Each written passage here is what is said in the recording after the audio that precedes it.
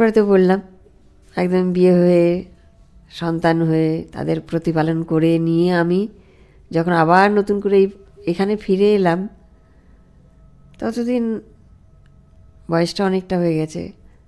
মানে তখন গান নিয়ে কিছু করার বয়সটা আমার ছিল না যে আমি গান নিয়ে কিছু করতে পারি।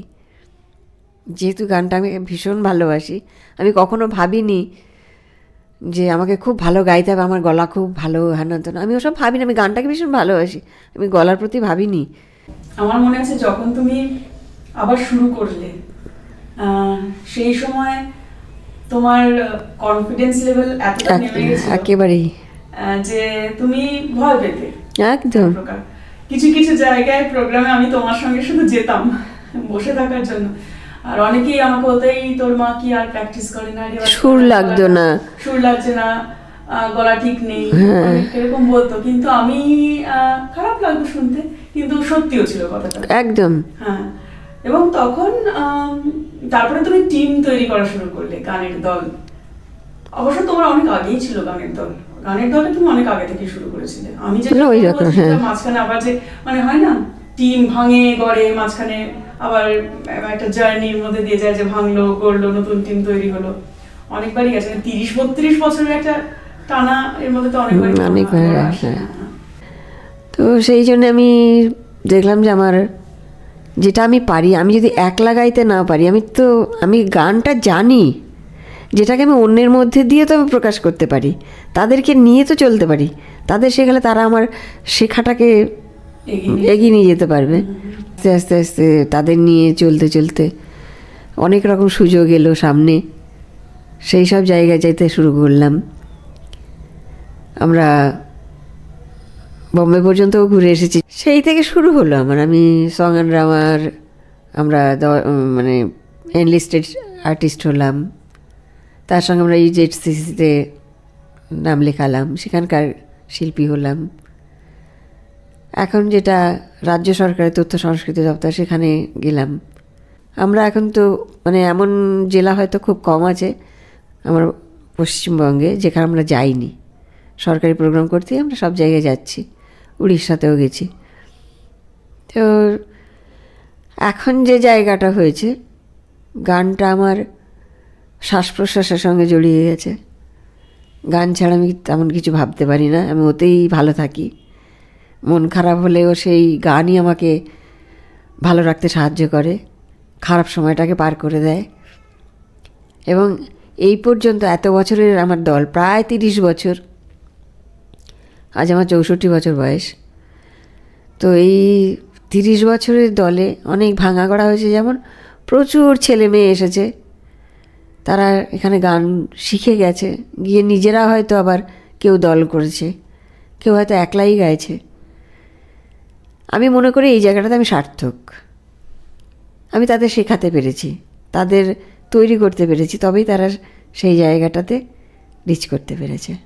তার চেয়েও মানে এই একই সঙ্গে যেটা বড় কথা, যেহেতু আমি তোমার সঙ্গে যেতাম, এটা আমিও দেখেছি সামনে থেকে, কারণ বলা কথা না, যে সেই সময় ফোক, আজ তো সবাই গাইছে, সেই সময় ফোক ছিল। আমি খুব খারাপ লাগে শুনতে, কিন্তু মাচার গান আমার পরিচিত, মানে আমার সম্পর্কে দাদা, সে যখন শুনেছিল আমি লোকসঙ্গীত শিখতে যাচ্ছি ছোটোবেলায়, মাকে বলেছিল, মামি ওকে লোকসঙ্গীত শিখতে দিলেন, ও তো ক্যান্সার হয়ে যাবে, ও তো চিৎকার করে গান করতে হয়, ও তো গলা চিরে টিরে কী হয়ে যাবে। এটাও শুনতে হয়েছে, মানে মানুষের এইরকম খারাপ ধারণা ছিল। প্রচুর হয়েছে এরকম, মানে এরকমও হয়েছে যে যারা হয়তো এসে একই সঙ্গে গান গেছে, তাদের মধ্যেও অনেকে বলেছে যে এই গান গাওয়ার দরকার, এই গান গাওয়ার কি দরকার। তো যেটা যেটা একটা মানুষের পরিচয়, যে পুরো দলটাকে নিয়ে এগোচ্ছে, তাকেই বলা হতো যে তুমি এই গানই গেও না, এরকম হচ্ছে। মানে সব এই ফেজগুলো পার করে করে এসে আজকে ফাইনালি, আজকে যখন সবাই অ্যাকসেপ্ট করছে, মানে আজকের দিনের সঙ্গে আমি সেই দিন মেলাতে পারি একদমই না, আমি নিজেই পারি না। খারাপভাবে ট্রিট করা হতো যারা লোকসঙ্গীতকে নিয়ে চলতো, খুব খারাপ নিচু নজরে দেখা হতো। আর একটা কথা, এখন হয়তো সবাই লোকসঙ্গীতটাকে শুনছেন বা জানছেন কতটা আমি জানি না, শুনছেন, যেভাবে শুনছেন লোকসঙ্গীত কিন্তু সেই ভাবের গান নয়। লোকসঙ্গীত ভাবসঙ্গীত, তার নিজস্ব ভাষা আছে, তার নিজস্ব চলন আছে, তার একটা আবেদন আছে, যেটাকে আমরা ভুলে যাচ্ছি। আমরা মনে করি লোকসঙ্গীত মানে চিৎকার করতে হবে। আমি মাস্টারমশাইকে দিয়ে কোনো দিন শুনিনি, বা মাস্টারমশাইয়ের কাছে আমি ওইটা শিখিনি কোনো দিন, তাকে কোনো দিন দেখিনি চিৎকার করে গান করতে। আপনারা শুনে দেখবেন, যদি অমর পালের গান শোনেন কখনো মন দিয়ে, কত হালকাভাবে গানগুলো গাওয়া হয়েছে, কিন্তু খুব গভীরতার সঙ্গে। আমি ইনফ্যাক্ট আমি বলছি না, অনেকের গানই এখন শুনি, আমি মনসুর ফকিরের গানেও খুব ওরকম চিৎকার করে না, উনিও বাউল গান করেন, কিন্তু এত মন থেকে করেন। মন থেকে গান করলে কখনো চিৎকার করাটা আসবে না। হ্যাঁ, ওটা হয়তো একটা ওটাও একটা ধারা, এটাও একটা ধারা, পাশাপাশি চলতে পারে। মোদ্দা কথা এমন নয় যে হার্ড এন্ড ফাস্ট রুল যেটাই না, কিন্তু মানে ওটা ম্যান্ডেটরি না যে চিৎকার করেই গাইতে হবে। মানে যারা মনে করে যে আমি যদি একটা ভাটিয়ালি গান করি, ভাটিয়ালির যা চলন, ভাটিয়ালি যে জায়গার থেকে উৎপত্তি, যেভাবে, সেখানে চিৎকার করার কোনো জায়গা নেই। সেটা হচ্ছে মানে খুব অন্তর থেকে আমি উদাত্ত স্বরে গলা ছেড়ে দিয়ে গান করছি। গলা ছাড়া মানে কিন্তু চিৎকার করে নয়, তাহলে তো ঝগড়াটাকে আমরা গান বলতে পারি, চিৎকার করি ঝগড়া হয়, সেটা না। সেটা হচ্ছে যে গানটা আসবে ভেতর থেকে, তার সঙ্গে আমার মন প্রাণ জড়িয়ে যাবে, সেইখান থেকে যে গানটা বেরোবে সেটা হচ্ছে মানুষের কোথাও গিয়ে ভীষণ মনে লাগবে। হ্যাঁ, তো লোকসঙ্গীত কিন্তু কিছু আছে কর্মসঙ্গীত, যেগুলোতে জোর লাগে, সেটা আলাদা। কর্মসঙ্গীত সঙ্গে লোকসঙ্গীতে তো বিভিন্ন ধারা, তো বিভিন্ন ধারার মধ্যে বিভিন্ন রকমের তো গান। কিছু গান আছে কিছু জেলার ওপরে নির্ভর করে, যেমন যেখানে চড়াই উতরাই যে জেলাগুলোতে আছে। আমাদের পশ্চিমবঙ্গে এমন কিছু নেই যা সারা ভারতে নেই। সারা ভারতের সব কিছু আমার এখানে আছে। আমি এখানে পাহাড় পাই, আমি এখানে সমুদ্র পাই, আমি এখানে মরুভূমির বালি না পেলেও মরুভূমির সেই পরিবেশটা পাই, যেটা পুরুলিয়া বাঁকুড়াতে গেলে পাওয়া যায়। তো এখানে যে এই জন্যেই এত বৈচিত্র্য, এই লোকসঙ্গীতের এত ধারা। তারপরে যেটা, যেখানে পাহাড় টাহাড় আছে না, সেই সব জায়গার গানগুলোর চলনটা কেমন, যেটা ধাক্কা খেয়ে যেমন ফিরে আসে না শব্দগুলো, সুরটা কিন্তু ওইরকমভাবে তৈরি হয়েছে সেই সব জায়গায়। যেখানে ভাটিয়ালি গান হচ্ছে নদীর স্রোতে নৌকাটাকে ছেড়ে দিয়ে যেভাবে গাওয়া হয়েছে, একটা স্থিরভাবে যাচ্ছে গানটা। কিন্তু সেই গানটাই যখন আবার আমি যদি বলি ঝুমুর গানে যেমন আছে, ঝুমুর গান কিন্তু ওরকমভাবে তৈরি হয়নি, ওটার টানা সুর ওই রকমভাবে যায়নি। উত্তরবঙ্গের গান যদি আমি দেখি, উত্তরবঙ্গের যে অনেক গান আছে, যে গানগুলো আসামের অসমিয়া সুর কিন্তু এসে মিশেছে, এবং সেখানকার কিছু গান এসে এখানে এসে ভাওয়াইয়া, যদিও আমাদের এখানকার গান না, কিন্তু ভাওয়াইয়া আসাম থেকে চলে এসেছে, এবং সেটা উত্তরবঙ্গের লোক নিজেদের গান করে নিয়েছেন, মিক্সড হয়েছে। যেমন আমার হয়েছে যখন চা বাগানগুলোতে সাহেবরা চা বাগান তৈরি করতে শুরু করলো, তারা সেখানে শ্রমিক পাচ্ছে না, তখন বিভিন্ন বিহার বা আমাদের এদিক থেকে উড়িষ্যা, বিহার, বাংলা থেকেই অনেক লোক গেছে শ্রমিক হিসেবে চা বাগানে কাজ করতে। তখন যেটা হয়েছে, বিভিন্ন ভাষার মিশ্রণ হয়েছে সেখানে গিয়ে, সেই ভাষা থেকে যে গানগুলোর উৎপত্তি হয়েছে খুব ভালো করে খেয়াল করলে শোনা যাবে, তার মধ্যে দু একটা হিন্দি শব্দ আছে, উড়িয়া শব্দ আছে, অসমিয়া শব্দ আছে, এগুলো সব মিক্সড হয়েছে, মিক্সড হয়ে কিছু গান তৈরি হয়েছে। যেমন এই যে গানটা আছে না, চলমিনি আসাম যাব, সবাই জানে এটা কিন্তু ওই আঙ্গিকে তৈরি হয়েছে, তখনকার ওই পরিস্থিতির উপরে। শ্রমিকদের নিয়ে যাওয়া হতো, খুব মানে অনেক তাদেরকে আশা দেখিয়ে নিয়ে যাওয়া হতো, যে ওখানে গেলে সাহেবের বাগানে কাজ করো, তোমাকে এই দেওয়া হবে ওই দেওয়া হবে বলে নিয়ে যাওয়া হতো। নিয়ে গিয়ে তাকে এত পরিশ্রম করানো হতো। এই কথাগুলো আজকাল সবাই জানেন, কম বেশি সবাই শুনেছেন, জানেন, তবুও বলছি যে গিয়ে তাদের আশাভঙ্গ হতো। সারাদিন খাটাখাটনির পরে তাদের সেইভাবে আনন্দ পাবার জায়গাটা ছিলই না, হতাশাই ছিল তাদের। সেখানে যে গান তারা খুব দুঃখের সঙ্গে তৈরি করেছিল, মনের কথাগুলো ব্যক্ত করেছিল, ওই গানগুলোই তার এটা বহন করে চলেছে যে চল মিনি আসাম যাব, আসাম গিয়ে আমি কী করব, জোড়া পাখা টাঙা, কেউ বলে যে জোড়া পাখা টাঙাবে মানে সাহেবদের মতন হাওয়া খাবে, কেউ বলে যে ওখানে অনেক খাবার দাবার ভালো পাওয়া যাবে, সুন্দর জীবন কাটানো যাবে, ভালো ছাদের ঘর পাবো, লাইট পাবো, অনেক কিছু, কিন্তু তারা গিয়ে কিছু পায়নি। তো এইভাবে উত্তরবঙ্গ থেকে গান, আমি যদি জেলা ওয়ারি আসি, জেলা ধরে ধরে আসার আগে অনেকে বুঝতে পারে না, মানে এখন তো অনেক রকমের গান মিলিয়ে মিশিয়ে হয়, লোকসঙ্গীত আর এমনি এমনি গানের সঙ্গে একটু যে কোথায় পার্থক্য আছে। আচ্ছা, আর এখানে আর একটা কথা, যে কথাটা আমি কারোর কাছে উত্তর পাইনি, সেটা হচ্ছে লোকসঙ্গীত আর পল্লীগীতি দুটো কি আলাদা, নাকি লোকসঙ্গীতকেই পল্লীগীতি বলা হয়? এই প্রশ্নটা আমি অনেককে করেছি, অনেক গুণী ব্যক্তিকে করেছি, আমি সঠিক উত্তর পাইনি। সঠিক উত্তর না পেয়ে আমি নিজেকে যেটা উত্তরটা দিয়েছি সেটা এরকম, সেটা আমার সবাইকে বলার দরকার, জানানো দরকার। আমার মনে হয়েছে লোকসঙ্গীত সেইগুলো যেগুলো লোকগাথার ওপরে তৈরি হয়েছে, আর পল্লীগীতি সেইগুলো যেগুলো প্রকৃতি থেকে নেওয়া হয়েছে। ধানকাঠির গান যেমন লোকগাথার উপরে রাধাকৃষ্ণকে নিয়ে যেসব গান হয়েছে সেগুলো লোকগীতি হতে পারে। হ্যাঁ, তার সেখানে শাড়ি গান হয়েছে, সেখানে কি বলবো ধামাইলে ব্যবহার করা হয়েছে, অনেক গানে রাধাকৃষ্ণকে নিয়ে আসা হয়েছে। তাদেরকে এই গানে তাদের কি বলবো, আমরা তাদেরকে যেভাবে ঠাকুর দেবতা হিসেবে ভাবি সেরকম না, নিজের একদম মানে ঘরের লোক হিসেবে তাদেরকে সেইভাবে, আমার ছেলে মেয়েই রাধাকৃষ্ণ হতে পারে, আমার পড়শি হতে পারে, এইভাবে তাদেরকে দেখা হয়েছে। যেমন আছে কানাইও কানাই পার করে দে আমারে, আজিকে মথুরার বিকে দান করিব তোমারে। কানাইও কানাই পার করে দে আমারে, আজিকে মথুরার বিকে দান করিব তোমারে। এই যে গানটা রাধাকৃষ্ণকে নিয়ে, এই ধরনের যে গানগুলো এসেছে সেইগুলোকে লোকগীতি বলা যেতে পারে। লোক আঙ্গিক মানে লোকায়ত যে মানে কি বলবো যে চরিত্রগুলো আছে তাদেরকে নিজে সব গান ব্যবহার করা হয়েছে। আর পল্লীগীতি ধানকাঠির গান হতে পারে, ছাদ পেটানোর গান হতে পারে, মানে আমরা কি বলবো কর্মসঙ্গীত এক হিসেবে যেগুলোকে বলছি। লোকসঙ্গীত কোথাও হিস্ট্রিকে রিফ্লেক্ট করে একদম, আর পল্লীগীতি হয়তো মাঠে ঘাটের গান, জীবন থেকে উঠে আসা, জীবন থেকে, তবেই সেটা মাটির গান।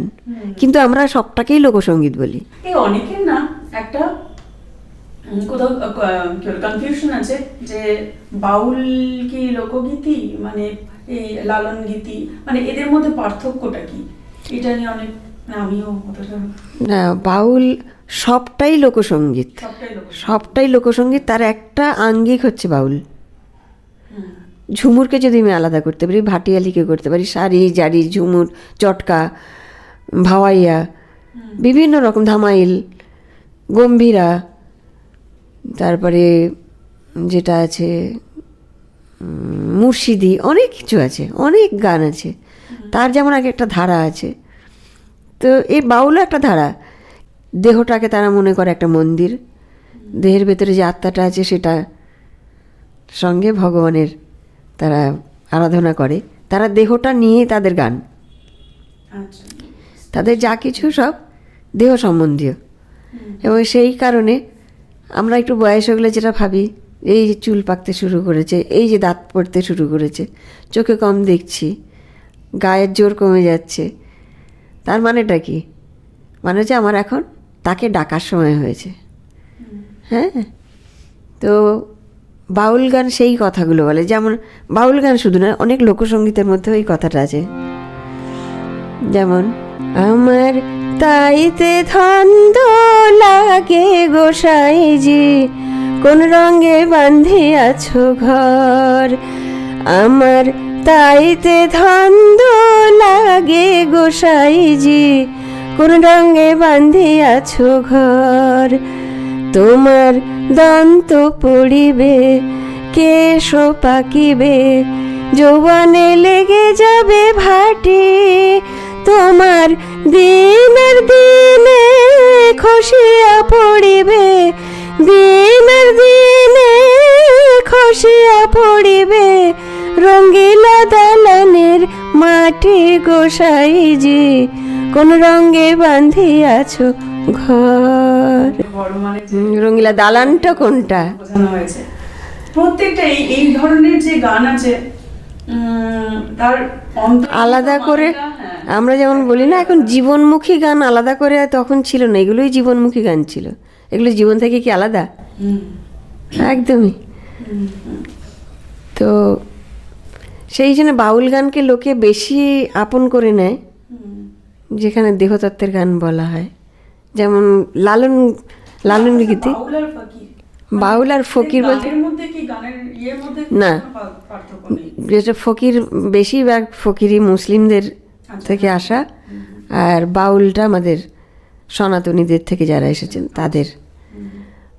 ফকিরি আর ওর মধ্যেও ভাগ আছে, মুর্শিদি আছে, কিছু আছে ছোট ছোট, মানে খুব সামান্য সামান্য ভাগ আছে, মানে কোনো একটা ঘরানা থেকে এসেছে কোনো একজন, তাদের হয়তো পীর বা ওরকম কেউ ছিলেন যার থেকে তার ধারাটা কেউ বহন করে নিয়ে চলেছে, সেখান থেকে এসেছে। এরকম ছোট ছোট অনেক ভাগ আছে।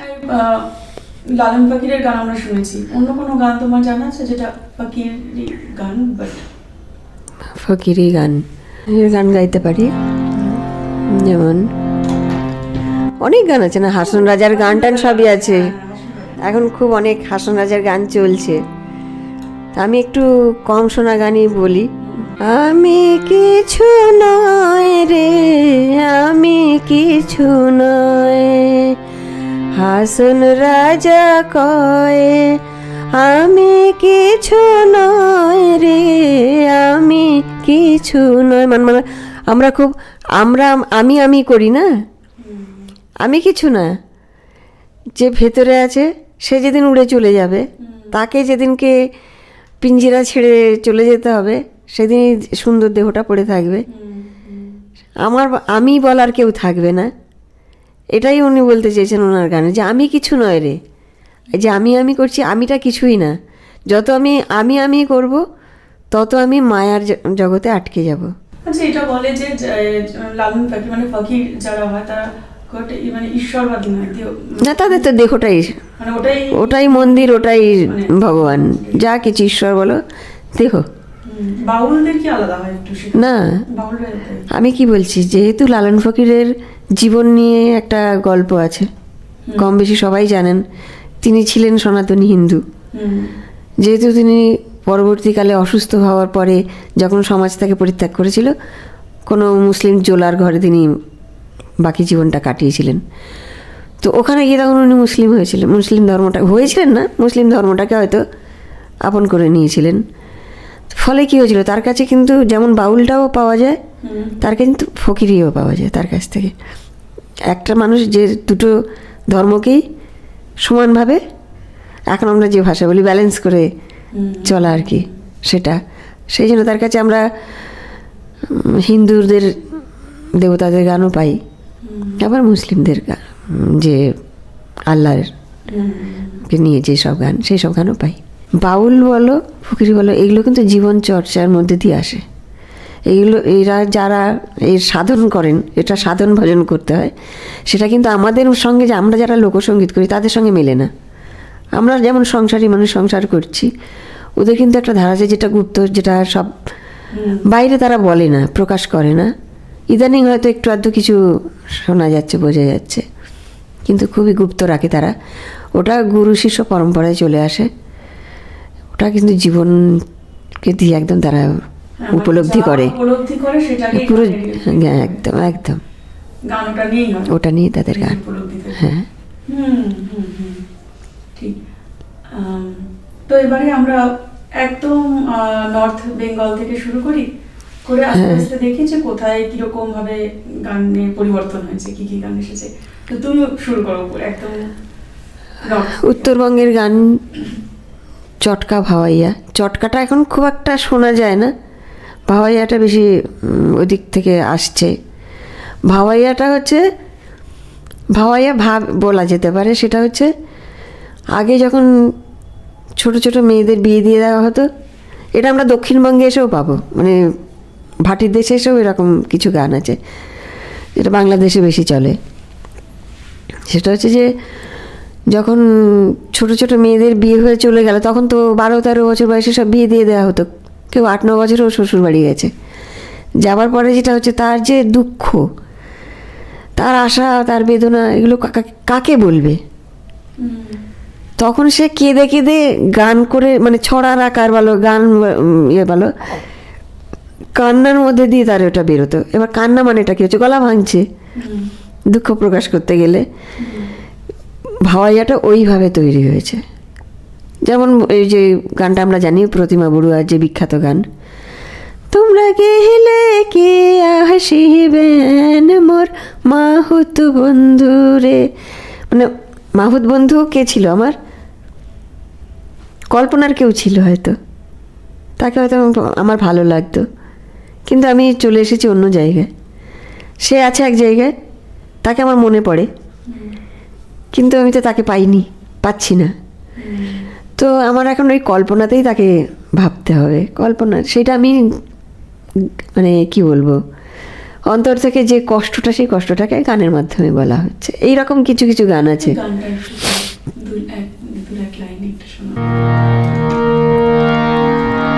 তোমরা গেলে কে আসিবেন মোর মাহুত বন্ধু রে, তোমরা গেলে কে আসিবেন মোর মাহুত বন্ধু রে। হস্তিরে নরান হস্তিরে সরান, হস্তিরে পায়ে বেড়ি, হস্তিরে নরান হস্তিরে সরান, হস্তির পায়ে বেড়ি। ও রে সত্য করিয়া কন রে মাহুত কোনবা দেশে বায়াড়ি রে। তোমরা গেলে কি আসিবেন মোর মাহুত বন্ধু। আমি আজকে মানে গাইতে পারছি না, ভীষণ ঠান্ডা লেগেছে। সেটা যারা শুনবেন তারা বুঝতে পারবেন যে আমরা এখানে এই পুরো গল্পটাই জানতে এসেছি। সেটাই, তাতে যতটুকু আমি পারছি দিচ্ছি। তারপরে চটকাটা হচ্ছে ওর মধ্যে মজার গান, ওই ধরনেরই কিন্তু মজার গান। যেমন ওমই না শুনুং, ওমই না শুনুং, না শুনুং তোর বই দেশিয়ার কথা রে, হে মুখ ছাড়িয়া গেল কেনে।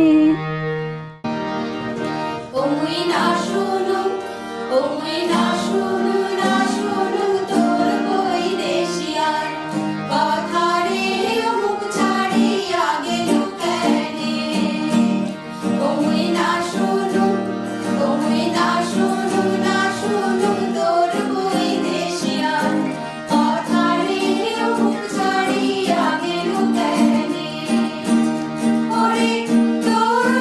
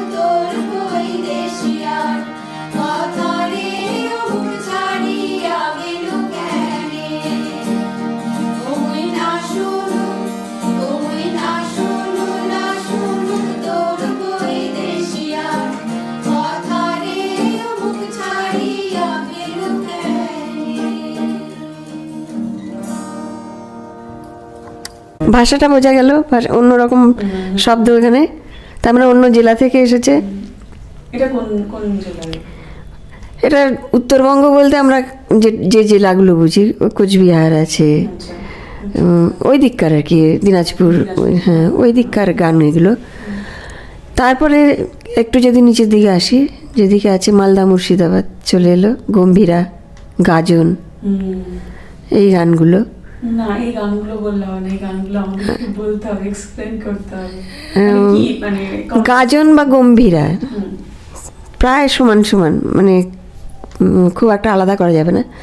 গাজনের গান আমরা জানি যে ওই চৈত্র মাসে 1 মাস ধরে যে গাজন সন্ন্যাসীরা শিব ঠাকুরকে নিয়ে মজা করে, মজা তাকে একদম মানে নিজের ঘরের লোক করে নিয়ে মজা করে গান গাওয়া, তার ভুঁড়ি নিয়ে, তার বেশবাস নিয়ে, তার ওই গলার সাপ নিয়ে, ছাই ভস্ম মাখা নিয়ে খুব মজা করে গানগুলো গাওয়া হয়।